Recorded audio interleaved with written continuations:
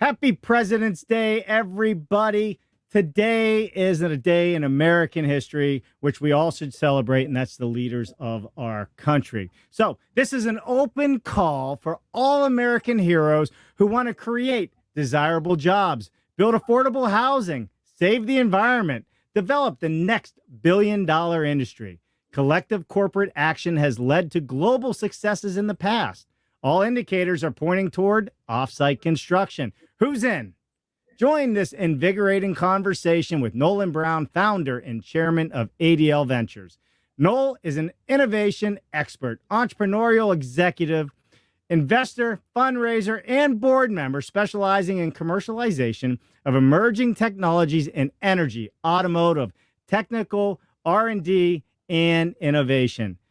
Management who excels at developing first-of-kind programs and products and leading teams of high-performing technical business and political professionals, a five-time founder with 15 years of C-suite experience in both startups and multinational corporations. Noel holds advanced economics and business degrees from MIT and Johns Hopkins. Sounds like the guy you want to take to Vegas with you.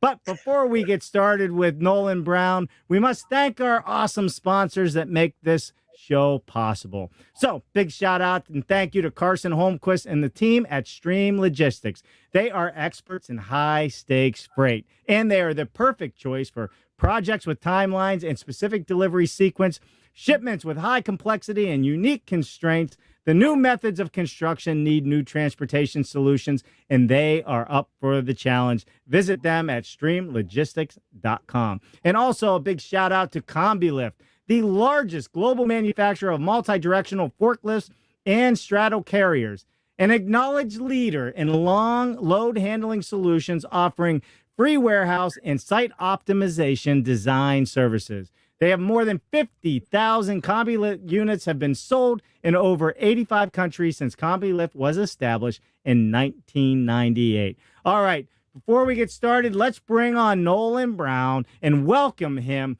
to President's Day, where we are celebrating leaders of the United States and we are celebrating leaders of our industry. Nolan, welcome to the show.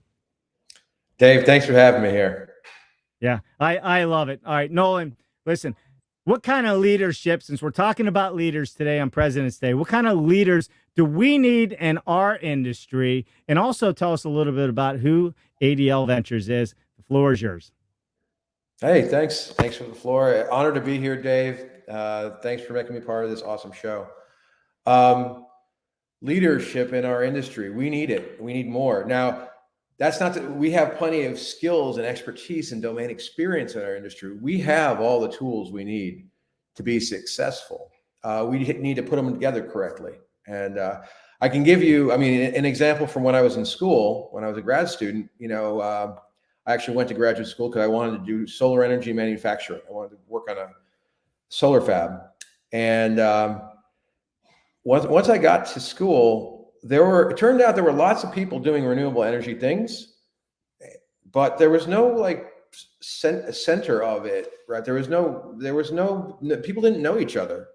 It was a new thing. So we basically, a couple students had to get together and we developed a vision for what the community could look like and what it should achieve and what it should strive to do. And we went on to build a club. It was the MIT Energy Club at the time, still is. But that really wasn't inspired the rest of academia, all the other universities, to form something similar. And then all those clubs started working together. And so it was the beginning of something kind of great. And it all starts with articulating a vision and working together jointly to make it go in that direction. And that's really what I think we could achieve in this industry. There's a lot of real experts with real experience and real expertise, and we just need people to all pull in the same direction and believe in the same vision of where we want to go. Absolutely. So tell us a little bit about Nolan Browne and ADL Venture. Yeah.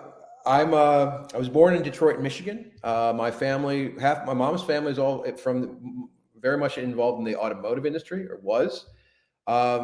think that really left an impact when I'm old enough now to have actually seen the decline of the American automotive manufacturing empire. I kind of, as I was growing up, I was actually, one of my first jobs ever was working in import export. So got a sense of international trade. My graduate degree at Hopkins was in international, strategic studies and international trade and economics. And so this is something that really kind of became something familiar, let's say.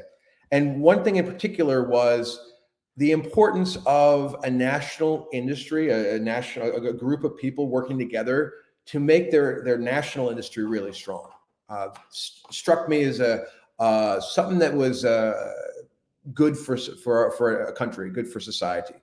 And that ultimately kind of led me into a lot of the pursuits that I have done, and that's why right now I look at the offsite industry and I think this is our next, automotive industry potentially. We could choose to be successful in offsite and become a world leader and export to the rest of the world, or we could choose not to do anything, not to organize, and let all of our jobs go offshore. And the moment is now for us to think about like what we want to do. So my ADL Ventures is a company I started in 2016 to really deal with this issue. Like really think about how do you change the products, the processes, the services, the configuration of the industry such that you can achieve prominence in this industry. And it's not like, I mean, we work with everybody. We're not like just working with US companies, but the idea is let's build a vision towards how we're going to make this work. Because I think in the end, everyone's going to be so much better off if we build houses, build buildings more affordably. We build them to a higher quality standard so they're energy efficient. We build them more sustainably, and we live in a advanced, modern built environment. There's absolutely no reason why we can't do that, and it's a win-win-win-win-win across the board for everyone if we do. So let's start this conversation off, Nolan. Can offsite construction save America? That is the question. That is something that you were talking about. Looking forward to hearing your viewpoints on this. Well, I think there's a lot of interesting things that go into economic development and society building. And I mean, one of the key things is how does the composition of jobs in your country, how does people's access to work hold your society together? And we've seen, like the Detroit example, we've seen consistently since the 70s, we're losing manufacturing jobs. This is not news to anybody who's listening here.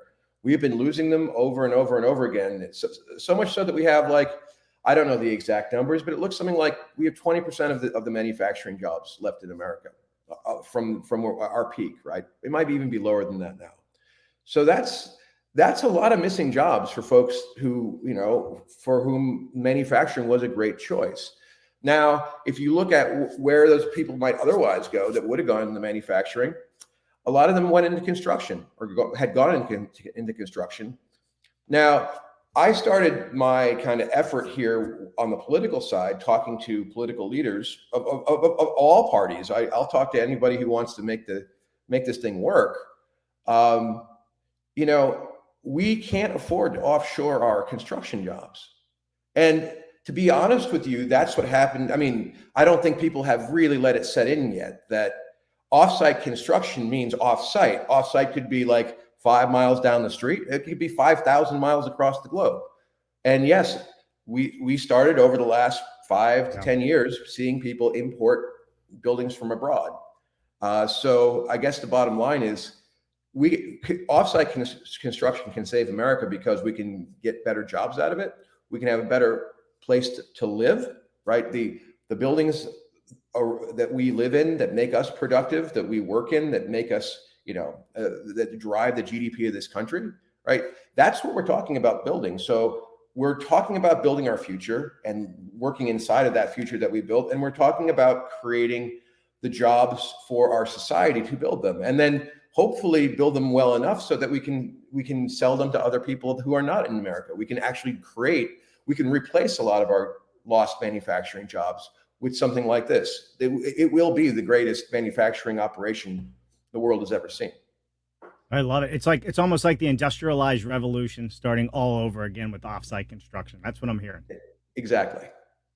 That's what I'm hearing. I love it. All right, everybody. If you're just joining us, we are live on LinkedIn, YouTube, Facebook, Twitch, and Twitter. So get your tweets on. Get out there and tweet us. And if you're not subscribed to our YouTube channel, make sure you go there and subscribe. DaveCooper.live. And if you are not following Nolan Browne, you're wrong. You need to be following Nolan Browne and ADL Ventures because they are doing all kinds of great things in this industry. And they are looking to help you take it to the next level and succeed. All right, we're talking about how Offsite can help save America. A big topic on President's Day.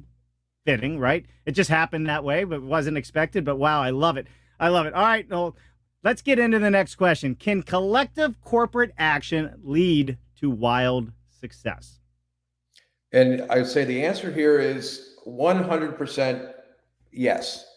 In fact, we need to work together as an industry to pull everyone up, right? The offsite industry is so small relative to the overall construction market right now that we should all be fans and we should all be pulling for each other here. And let's talk about collective corporate action. I'm going to give you, I don't want to overplay the Detroit case, but since I know it, I'm going to give you a really quick example of collective corporate action that was actually led by the government to some degree. This is back in the Reagan administration, back in the 80s. Actually, I think it was 1979 when this was all going down. There were two big things that were happening in the manufacturing industry that looked like they might really affect the Americans, right? The Japanese had figured out how to make these compact cars cheaply and reliably, and they were starting to sell them pretty well in the United States.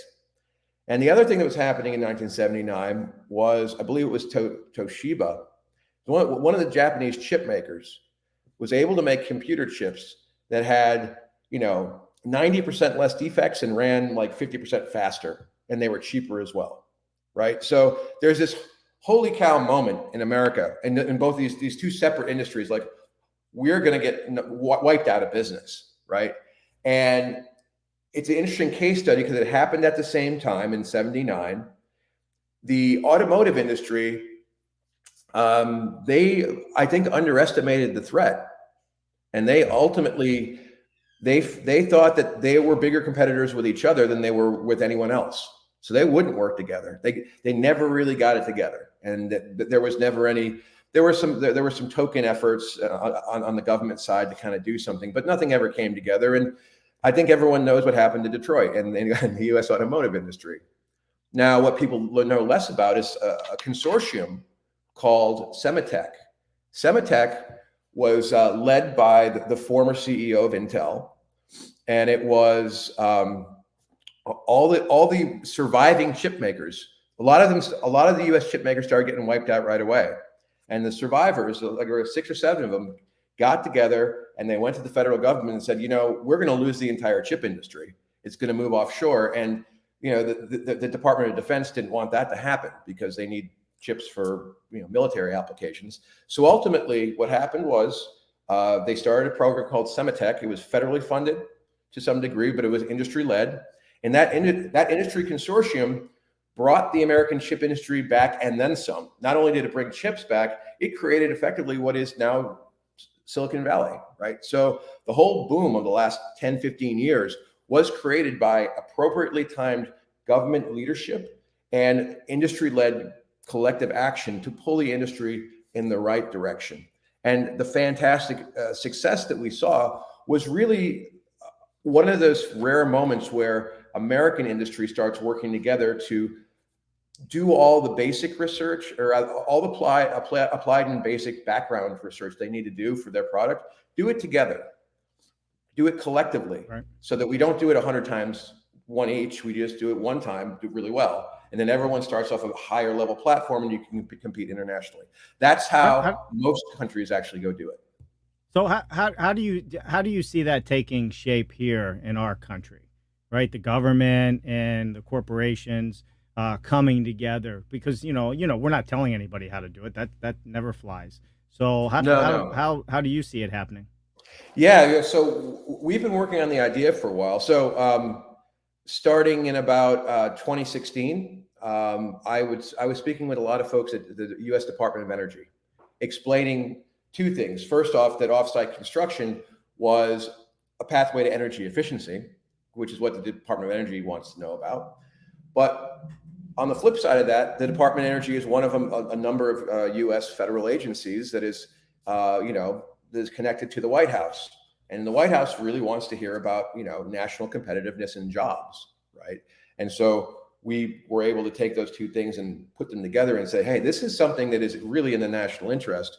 It's good across the board for everything. And so let's go and let's figure out how to fund a consortium, a group of people getting together, a group of industry leaders to work through all the problems that have to be solved for offsite to work well.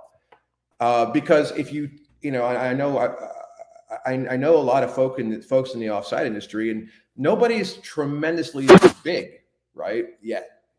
Yeah. And what that means is that no one can reinvent the processes of construction on their own. People need to work together. In fact, you could take the biggest company out there in our space, and they wouldn't have close to the R&D budget that they would probably need to do this. On top of that, there's always that, even if someone did have that level of budget, there's that hesitancy to invest it all. They're like, well, let's wait until someone else pays for it, and then we'll follow. So the opportunity here is actually we actually started this thing called the Advanced Building Construction Collaborative. It's a DOE funded project. It's in its second year now. And so that works on a whole bunch of things for stakeholders, like standardization. Well, standardization is the key word, but standardization around the laws, standardization around the type of technology that you're using, working with the offsite industry to determine where the big challenges are that have to be overcome, so you can go out and develop new materials and new processes and new everything, right? These are all things that are, they take huge amounts of cash sometimes in terms of the R&D portion up front. But collectively, it is not that heavy of a lift. And so that is like one way you could go get an industrial consortium or a group of industry players to kind of work together, contribute what they know in terms of what problems look like and what solutions could look like, and then collectively work in a direction, a standard that makes it so that American offsite becomes standardized, and we have all the parts and pieces, and we have all the processes, and that industry just gets better and better at that point. So what kind of leaders do we need for this, right? Developers, builders, etc. Who needs to be part of this group? Well, everybody. We need all hands on deck in this one. This is not a small problem, as you all know, and my thought is that we need architects to think about how do you be a great architect for the offsite industry. It's not doing what you did last year or 10 years ago is not going to cut it anymore in a new situation. And I don't want to pick on anyone in particular. Everybody's got to change how they do things, right? Like GCs, a GC's role you'll still need a GC on a job site, but they'll be responsible for doing different types of things. And so everybody's got to step up their game, and everybody's got to evolve into this new role. And hopefully part of what a consortium and what group leadership does is decide what are those roles and what should those roles be doing in this new market, right? Yeah. That's the big organizational challenge that we face today. And that's one that the ADL works on. That's the bulk of what we do. Well, and you're right. It's the collaboration. The technology is changing, and as the youth aren't coming back into our industry, the technology is really going to change, and the processes are going to change. So it is going to be a different type of leadership that comes in than what we've had in the past in the housing industry, I believe. So I love that. All right, Nolan, you say doing well by doing good. These are quotes that we're going to make some T-shirts, ADL Venture T-shirts. Doing well by doing good. You're full of them. What do you got going on with this?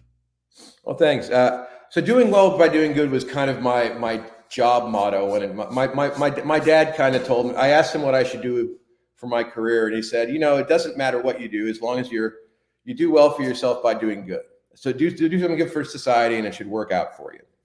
And that's kind of how I went into my career prospects, and that's why I went into solar. Right, solar was it was a big industry. It was going to blow up, and it did. It actually, solar did great. It just didn't do great in America. But it is about doing a good thing and making money off of it. And offsite construction is probably the next $1 trillion company is going to come. At least one of the next $1 trillion companies will come out of the offsite construction industry, right, for sure.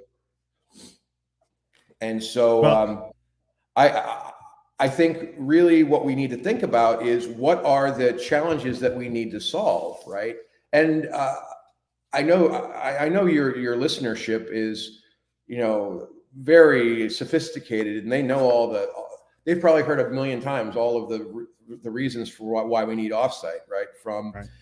We got some we have labor problems, we have constraints in materials, we have this and we have that, and therefore offsite. But I wanted to talk a little bit about what are some of the good things that we need to do for this industry that we don't talk about all the time, right? Or where are some of the big wins that might be one layer below the surface that we don't always focus on? So I mean, I just lay out some ideas, right? About I jotted down 5 ideas here of things that matter, I think. The first one is developing products, processes, and services to address offsite needs, right?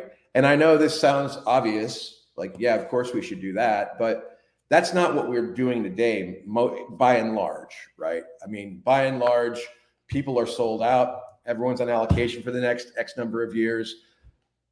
People aren't thinking as they might about how do we develop our product for the next generation. People are like, how do we deliver the product that we because we're 3 years backlog. I think it's a great opportunity right now, actually, to start thinking about the future, because people now people don't have to worry about selling anymore, right? And so in the offsite world, when we think about high level banner here is it's about speed, not cost in the offsite world, right? Traditionally, coming through this industry, I realized pretty quickly, everything tends to be about cost first, and then we figure everything else out. Well, in a manufacturing world, not the offsite world, but on the onsite world, it's more about cost. On the offsite world, it's more about speed. How fast can I run my fab? That's going to tell me what my top line looks like. So that means that, and I'll just use building materials as an example because I think about that a lot. In the past, people were building materials manufacturers are trying to develop something innovative, get it out in the market, and then profit from that. What you started seeing in building materials over the last 50 years is the number of new products coming into the market is kind of going down, right? There isn't a tremendous amount of differentiation between the product lines, in some cases. Some cases there still is, but there is a real need for. I think there was a sentiment kind of set in that it was about cost. You had to make it cheap, otherwise people won't buy it. Well, in this new paradigm of offsite, it's about how fast I can run my fab. So if we're talking about something like curing times or drying times, I would rather pay more for a fast curing system or a fast drying system than I would want to have an extra 5 or 10 drying stations on my assembly line, right? Because that's wasted work in progress, and that's extra space in a fab. So you can take that paradigm and you can extend it across processes and services as well. It's all going to come down to speed, not cost. And that's one aspect of that. And I spend a lot of time looking for corporations. And that's the wheelhouse of what we do is we look for corporations that are trying to discover and develop the next $1 billion products for offsite, right? Or services. That's what gets us going. That's what we're good at figuring out, and that's what we do a lot of. The second idea that I wanted to throw out there was basically creating a trusted source, right, for offsite products, right? Today, if I asked you, Dave, like, who's the leader in offsite, right? I mean, you're very well connected to everybody, so you probably have to have a couple of people that you would be able to point to immediately. I think if I just ask general people from the construction industry who are the leaders in offsite, I think I'd get a pretty perplexed look back. People would be like, "What do you mean?" First, I'd have to define what offsite was. A lot of people aren't even really sure what that is. And then, is there a clear leader? I don't think so. There's nobody who's out there who you go and say, "Oh, this building materials company, building products company, that is the offsite building products company, or that is the offsite GC, or that is the offsite architect," right? No one. There's very few, I think, brands that are strong enough to say they can do that right now. There certainly are brands who say, well, we sell our material into the offsite industry, and therefore we're an offsite. But I think that's kind of a different thing, right? There's a different thing between developing a product to solve problems for a particular industry and having an industry buy your products because, well, there aren't anything that are better for them right now. Yeah, well, we're really good at talking to ourselves, right? In fact, we're experts at it. I mean, we know every terminology there is, no matter what you call offsite, modern methods of construction, any of this stuff. We use several different terms.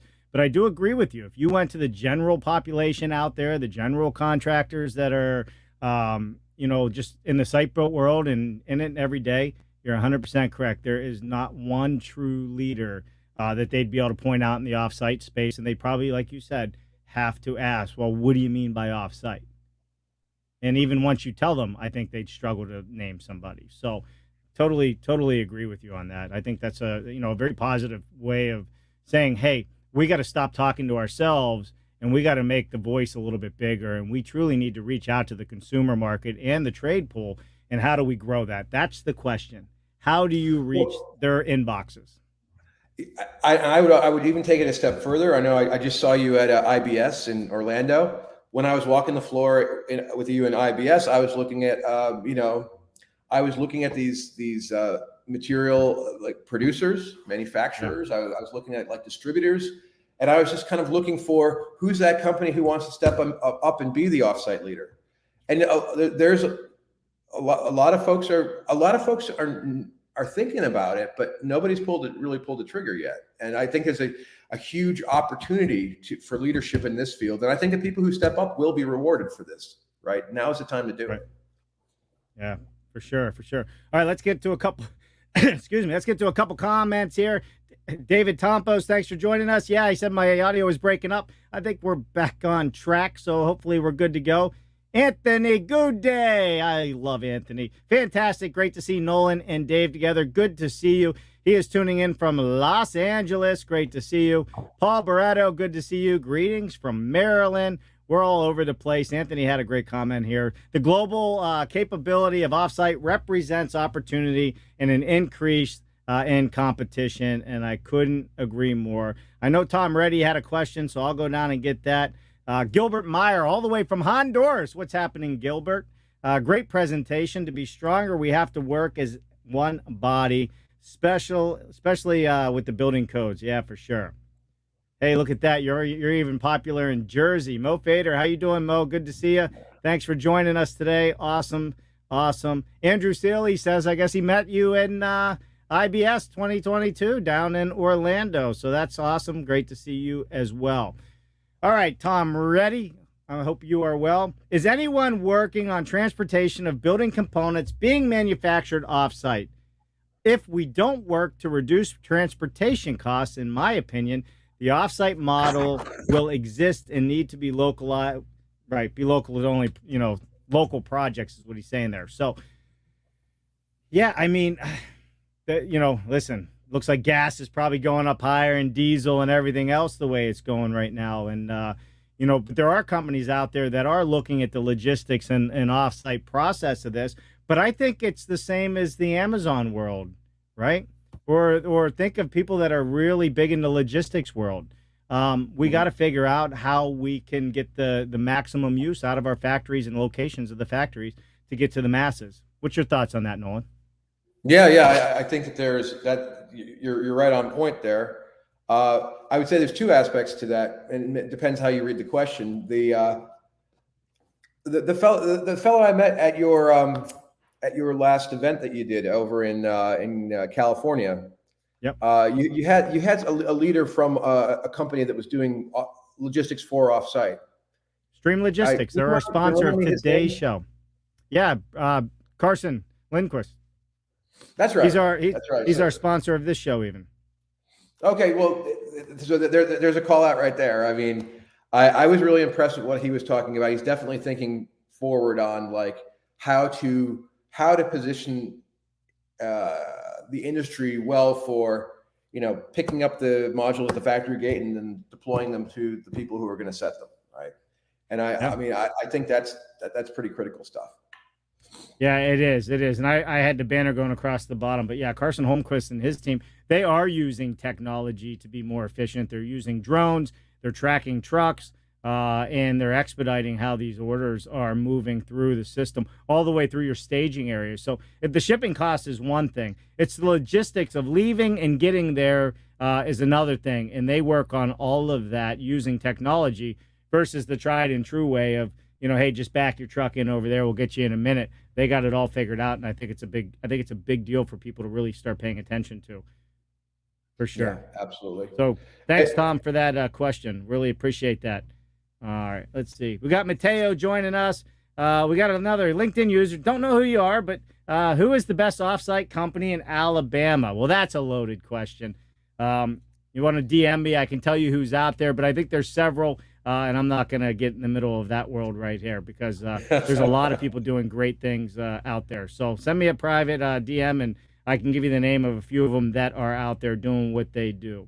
Mateo's doing Offsite. So he says, hi, Nolan Browne and Dave Cooper. Glad to be tuning in today. Mateo's not far from Alabama with his Offsite stuff, so that's great to see you. Love seeing Mateo. He's doing amazing things. Him and his brother started a factory. They're correct me if I'm wrong. They're both 25 or younger, and they're already building mods and shipping them out. So appreciate you guys tuning in there. Sorry about the audio issue in the beginning. I was just telling Nolan it's live. I can't control what the internet does all the time, but hopefully it's coming through loud and clear for you guys. So Nolan, how are you going to spend the rest of this President's Day? I will hopefully get out to a barbecue in the afternoon, but yeah, this morning it's all about doing a little bit more offsite work. We spend that. So I've been thinking a lot about.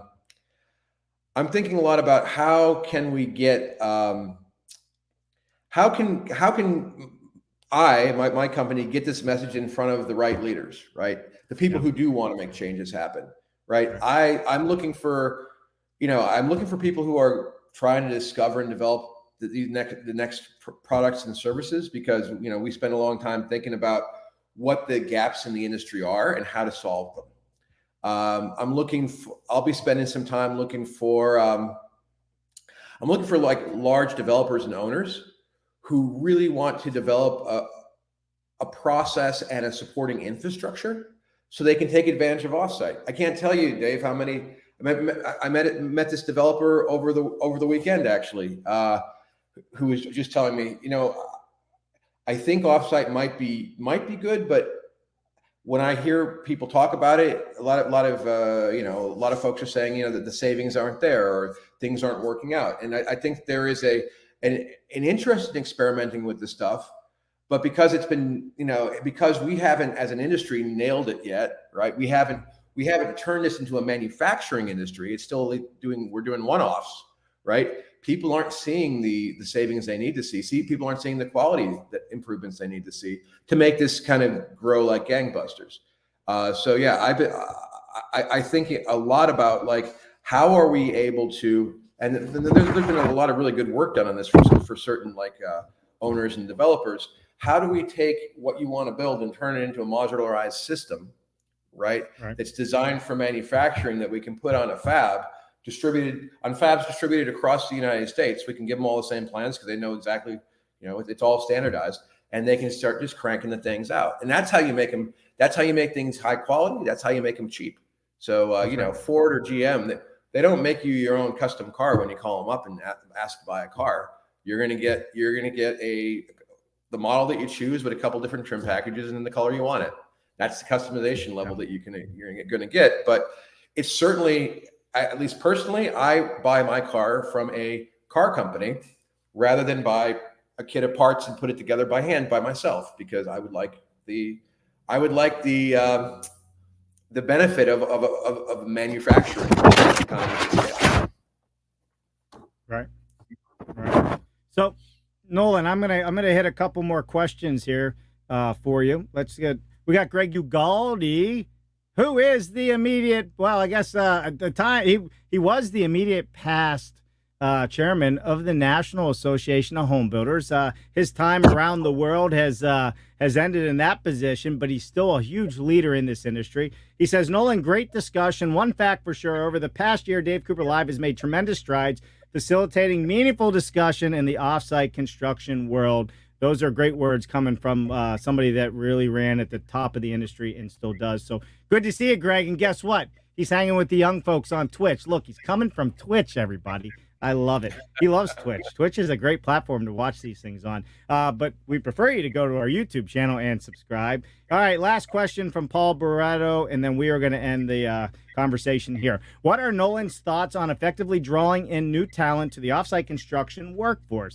We'll need an effective workforce to scale the growth of modular constructed housing in the U.S. Nolan? That is a fantastic question. And one of the things that we had been working on for actually the DOE and with our partners at the Rocky Mountain Institute was thinking about this problem in particular. You probably may have heard of the Economic Development Agency just put out a grant called the Build Back Better grant. But the idea really was around, how do you do workforce training? How do you actually accelerate the offsite industry, right? And one of the ideas that we developed and put forward was, can we create local training facilities? Like literally, can we create a fab in a region where offsite could take root, that really is set up as a training fab, right? It would be partially or wholly government sponsored to some degree. The idea of this fab is to do a couple things: develop new processes for different types of builds, different types of materials, experiment with different types of equipment, and train the next generation of workers, right? To give them a place to start. And these fabs will maybe produce a little bit of output, but the main idea here is to create a testing user facility that acts as a training ground for industry. And the best part about this is that hopefully that you start getting a lot of learnings out of something like this, that all of the other for-profit fab offsite manufacturers will copy, right? People like to take ideas that they don't have to pay for and implement them on their fab lines. So there's a huge body of literature around this. I have some ideas I can also share with you, and I'll also make a call out to Colby Swanson at MIG is doing something like this right now. I think that also for the Department of Energy, but they're looking for how do you train workers in offsite quickly and efficiently, kind of job training programs on a fab. Right. Yeah, and Colby Swanson, we were talking a little bit about him earlier. You want to talk about a wicked smart guy that has a lot of knowledge and really understands the energy efficiencies and what he does with the Department of Energy and others. I mean, they're doing amazing work. So it was great. All right, Nolan, we are out of time, my friend. Is there any last words that you would like to leave with us, or do you think you got it all out? Well, first off, I want to thank you for having me on. This is great to be on here. I think the comment from your last guest was on point. You've made amazing advances in the last year to bring this community together, and this is how we get better. We start talking about how to fix it, and then we can. So, thanks for making me part of that conversation. I'm really excited to meet anybody who sees the world a little bit like I do, who wants to contribute to this effort, and not even like if I can make business out of it, even better. But like, I just like talking about how do we solve this problem, because this is making offsite work in America has so many upsides for us, and it would be. I look forward to living in a home and working in a building that was made offsite, and it's all automated and it's all really cool. That inspires me. It's something that I want to help create the future of. So well, we're going to help again do that. for that. And I will say one last thing. We need to also, as an industry, start thinking about projects versus products. And I know this is a whole show in its own right, so I don't want to get in the weeds here. But we need to start thinking about how do we fix it, as opposed to throwing money into building a product or building a development. How do we invest money into building the technology that will allow us to get to the future? I love it. You're right. You're absolutely right. And that's a whole nother conversation. We'll get into that. But if you want to put your thoughts and comments down, let us know. Nolan will be looking at this stream, and he'll answer any questions that we did not get to today. That is a wrap for today's show. We have Steve Glenn, Plant Prefab, coming on Wednesday, 1 p.m. Eastern, 10 a.m. Pacific Standard Time. You do not want to miss this show. We're not talking about the manufacturing that's happening in California. We're talking new manufacturing facilities, automated manufacturing facilities. We're talking about somebody that has figured out a hybrid approach to offsite construction. You want that special custom look? They figured out how to do it, and they figured out how to be super efficient at it and do it with high capacity. So looking forward to that. Put it on your calendar this Wednesday, 1 p.m. Eastern. And then Friday, Nolan, I'm in your neck of the woods. I'll be coming to you live with Mark on BS Friday from San Francisco. Looking forward to it. Nolan, thanks for joining us today. And the rest of you out there, make sure you go and subscribe to our YouTube channel right now. We appreciate each and every one of you. Nolan, don't go anywhere. I'll come back to you after the outro. Bye, everybody.